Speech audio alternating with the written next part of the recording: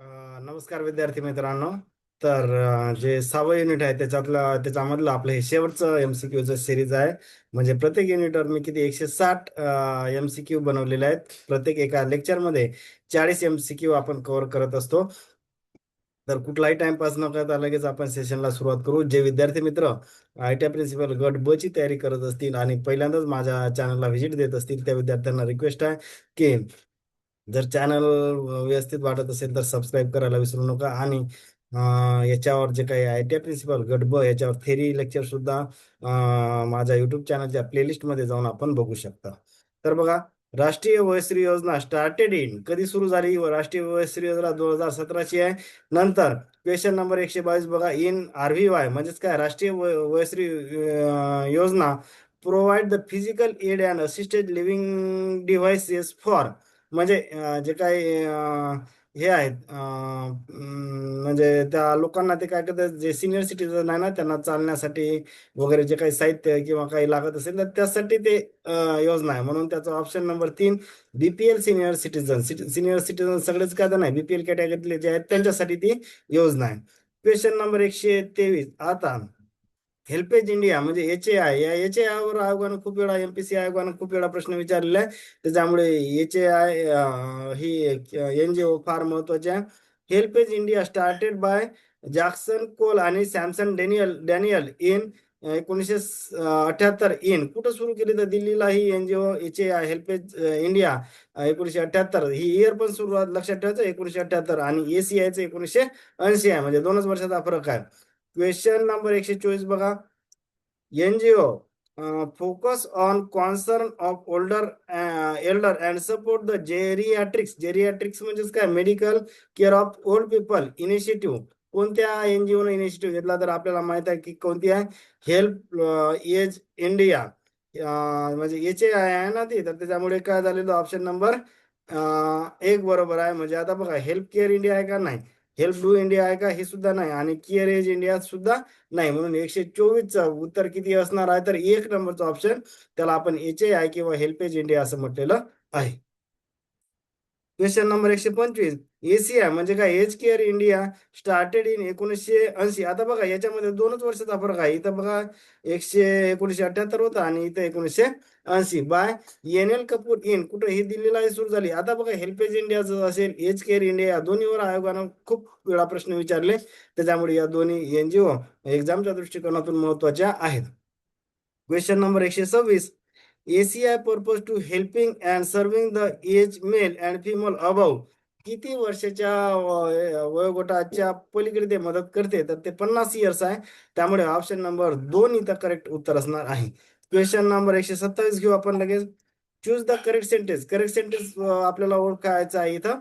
आता बघा, ए नंबरचं सेंटेन्स काय दिलं आपल्याला, as per 2011 census person with disabilities population is 2.68%, बरोबर आहे. नंतर United Nation Organisation International Year of the Disable is 1981, बरोबर आहे. हे पण सुद्धा बरोबर आहे. म्हणजे काय, ऑप्शन नंबर 3 हे बरोबर आहे. आता ते इंटरनॅशनल इयर कोणकोणते आपण लक्षात ठेवले, international Year of the woman किती सांगितलं आपण, 1975. International Year of the youth किती सांगितलं, 1985. आणि आता हे किती, कोणतं आलं, international Year of the disable person, हे किती आहे, 1981. हे 2-3 इयर लक्षात ठेवायचे आहे. क्वेश्चन किती, 127 झाले. क्वेश्चन नंबर 128 घ्या आता. National policy for the person with disability introduce in कधी सुरू झाली, तर 2006. म्हणजे ऑप्शन नंबर याचं किती, 128चा ऑप्शन नंबर किती असणार आहे, 128चा ऑप्शन नंबर असणार आहे 3, म्हणजेच किती, 2006. क्वेश्चन नंबर 129 बघू लगेच. Choose the correct sentence. आपल्याला करेक्ट सेंटेन्स इथं ओळखायचा आहे. पर्सन, सेंटेन्स एक काय दिलं बघा, person with the disability equal opportunities protection of right and full participation act 1995, बरोबर. Right of the person with disabilities act introduce in 2016, दोन्ही कायदे बरोबर आहे. त्यामुळे ऑप्शन नंबर 2 हे बरोबर आहे. ए आणि बी दोन्ही ट्रू आहेत सेंटेन्स. क्वेश्चन नंबर 130 बघा, right of the person with disabilities act 2016 recognizes categories of the disability. किती डिसॅबिलिटीच्या कॅटेगरीज या कायद्यामध्ये मेन्शन केल्या आहेत, तर किती आहे, 21 आहेत ना. आणि डिसॅबिलिटीसाठी पर्सेंटेज किती आहे ते माहित आहे आपल्याला, जनरली 40% पेक्षा जास्त असलं पाहिजे. म्हणजे इथं किती उत्तर आहे, 21 प्रकारचे डिसॅबिलिटीज या कायद्यामध्ये मेन्शन केलेले आहेत. आता बघा क्वेश्चन नंबर 131. हा जो काही 131 नंबरचा क्वेश्चन आहे ना, याच्यावर आयोगानं आता 18 फेब्रुवारी 2026 ला जे गट अ ची एक्झाम झाली त्याच्यामध्ये याच्यावर प्रश्न आलेला आहे. As per the right of the person with disabilities act 2016, reservation in government job and in higher education is government job मध्ये किती आहे, 4% आणि याच्यामध्ये किती आहे, हायर एज्युकेशन मध्ये 5% पेक्षा कमी. त्याच्यामुळे ऑप्शन नंबर किती आहे, तर त्याचं एक उत्तर आहे. आता हे 4% वाला ऑप्शन या गट अ जे ITI प्रिन्सिपल झाली फेब्रुवारीमध्ये त्याच्यामध्ये हा प्रश्न विचारलेला होता. आता याच्यावर सुद्धा आपल्याला कॉन्सन्ट्रेट करणं गरजेचं आहे की किती प्रकारच्या डिसॅबिलिटीज आहेत, तर 21 प्रकारचे असे क्वेश्चन बनू शकतात. म्हणजे जिथं जिथं आयोगानं प्रश्न विचारलेला त्या कायद्याकडे किंवा त्या पॉइंटकडे आयोगाचं लक्ष आहे, त्याच्यामुळे आपल्याला तिथं व्यवस्थित प्रिपरेशन करणं अपेक्षित आहे. क्वेश्चन नंबर 132 बघा. चूज द करेक्ट सेंटेन्स ओळखायचा आहे आपल्याला. Ali Yavar Jung national institute of the speech and hearing is in Mumbai, बरोबर आहे, मुंबईमध्येच आहे ते. National institute for the empowerment person with the visual disability is in Dehradun, बरोबर. आता व्हिज्युअल डिसॅबिलिटी म्हणजे काय, डोळ्यासंबंधित जे आजार आहे ना, आता डोळेन डेहराडून असं डी मी लक्षात ठेवत असतो, म्हणजे कन्फ्युज व्हायचं कारण नाही. त्याच्यामुळे ऑप्शन नंबर किती आहे, 3 हे उत्तर बरोबर आहे. क्वेश्चन नंबर 133 बघू आता लगेच आपण. इसिक म्हणजेच काय, employee state insurance corporation establishing कधी स्थापना झाली, 1952. त्यामुळे ऑप्शन नंबर 3 इथे करेक्ट असणार आहे.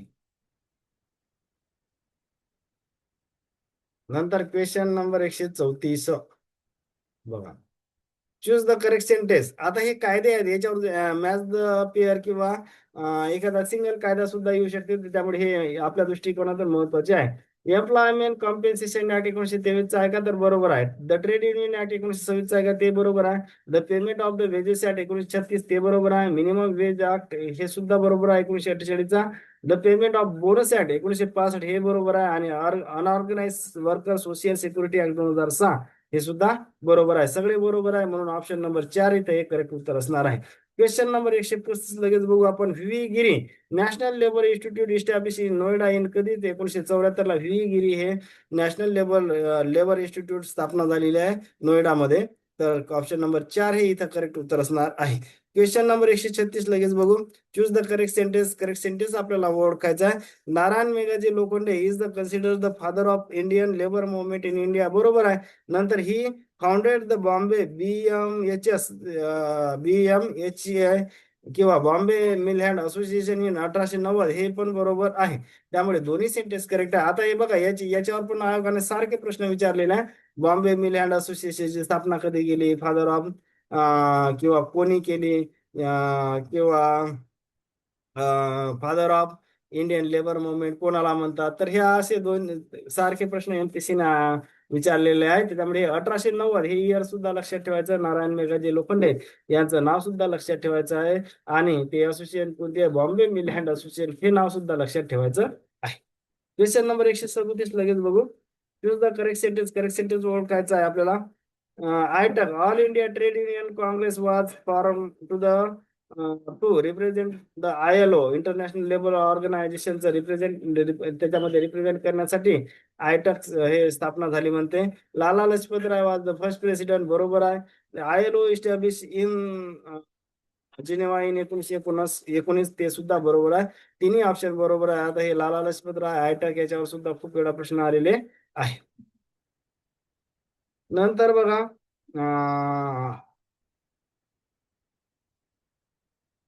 138. Choose the correct sentence. आता इंटकची स्थापना कधी झाली, बरोबर आहे, 1947 ला झाली. आणि आयटकची स्थापना कधी, 1920 ची आहे. त्याच्यामुळे इथं माझं चांगते स्थापना इयर पण टाकणं अपेक्षित होतं, पण ते चुकून राहिलं. इंटक स्थापना 1947.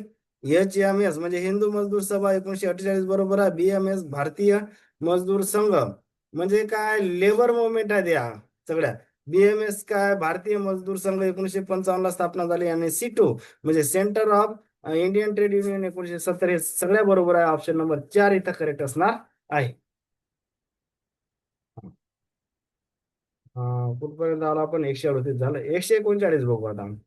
Atal pension Yojana started in 2015 for unorganise sector whose age group. Atal pension योजनेचा एज ग्रुप किती? 18 ते 40. त्यामुळे क्वेश्चन 139चा ऑप्शन नंबर 3 एक करेक्ट आहे. हे इथं बघा 18 ते 40 आहे वयोगट इथं. क्वेश्चन नंबर 140 लगेच बघू. पीएम श्रमयोगी Maandhan Yojana 2019 for unorganise sector age group, त्याचा सुद्धा 18 ते 40 आहे. Whose income is less than 15,000, दर महिन्याला 15,000पेक्षा कमी जर इन्कम असेल तर ते लोक या कोणते अनऑर्गनाइज सेक्टर मधले लोक असले तर या योजनेत सहभागी होऊ शकतात. नंतर क्वेश्चन नंबर 141 बघा. 2023 agenda for the sustainable development adapted by all UNO members in 2015 to कशासाठी आहे? एसडीजी चा अजेंडा.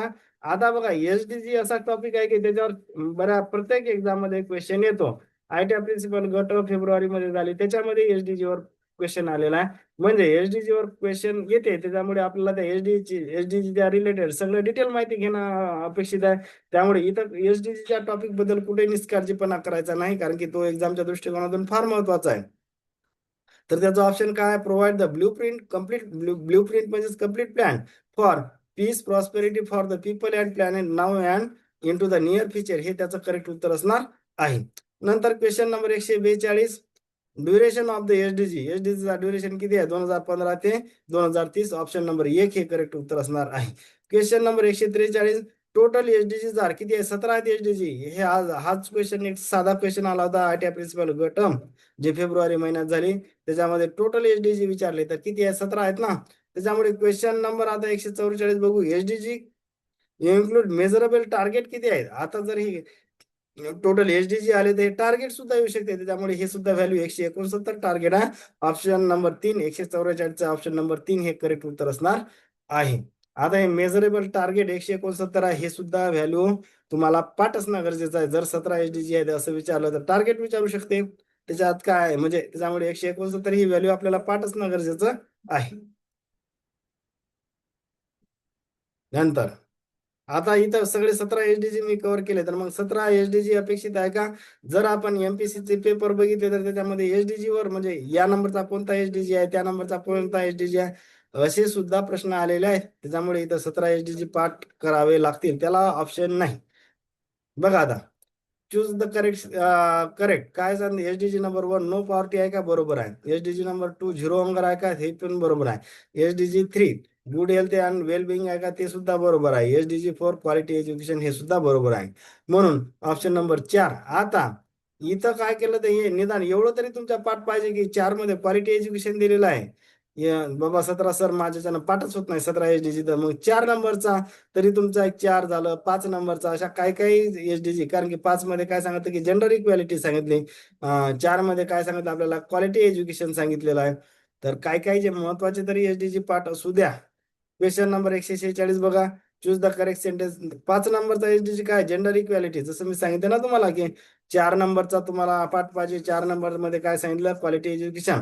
5 नंबरला काय सांगितलं की जेंडर इक्वॅलिटी. ह्या 5 नंबर आणि 4 नंबरचा एसडीजी फार महत्वाचा आहे एक्झामच्या दृष्टिकोनातून. म्हणजे एसडीजी नंबर 5 जेंडर इक्वॅलिटी आहे का? बरोबर. SDG number 6 clean water sanitation.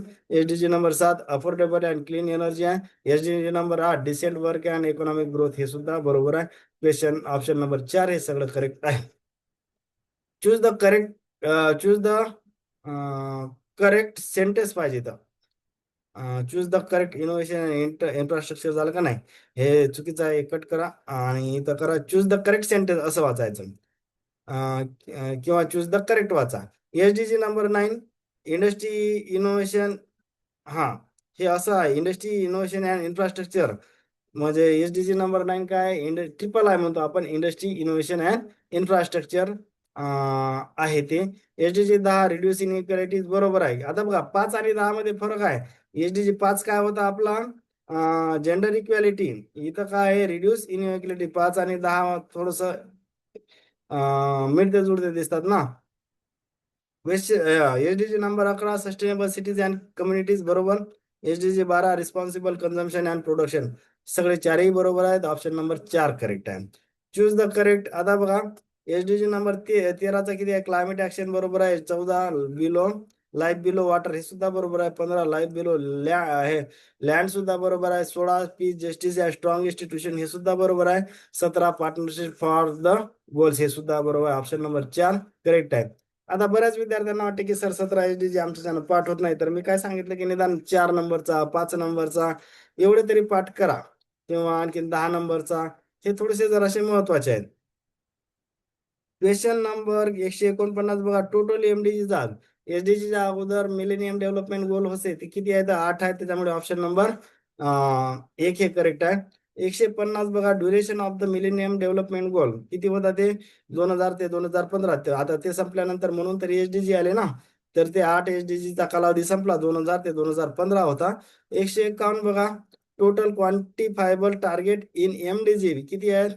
18 आहेत. आणि एसडीजी मध्ये किती टार्गेट सांगितले मी? 169. एसडीजी मध्ये 169, एमडीजी मध्ये 18 आहेत. हे सुद्धा व्हॅल्यू, टोटल एसडीजी 17 आहेत, एमडीजी 8 आहेत. एसडीजीचा कालावधी 2015 ते 30, एमडीजीचा कालावधी 2000 ते 2015. त्याच्यामध्ये एसडीजी मध्ये टार्गेट 169, एमडीजी मध्ये टार्गेट किती आहेत? 18 आहेत.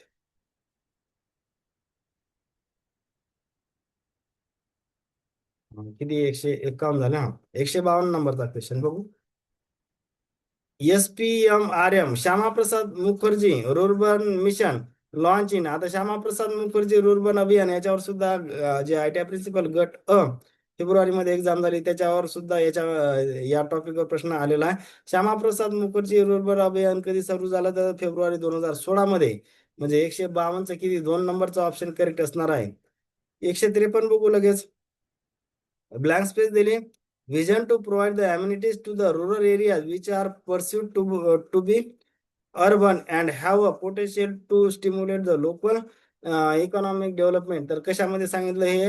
श्यामाप्रसाद मुखर्जी रुर्बन मिशन मध्ये सांगितलं. ऑप्शन नंबर 2 हे करेक्ट उत्तर असणार आहे. Shyamaprasad Mukherjee rurban mission to develop of किती क्लस्टर, रुर्बन क्लस्टर डेव्हलप करायचं आहे? 300 आहे त्याच्यामध्ये. आणि कधी तर नेक्स्ट 5 इयर मध्ये असं टार्गेट होतं. 300 हे त्याचं उत्तर आहे. ऑप्शन नंबर 3 करेक्ट आहे. 155.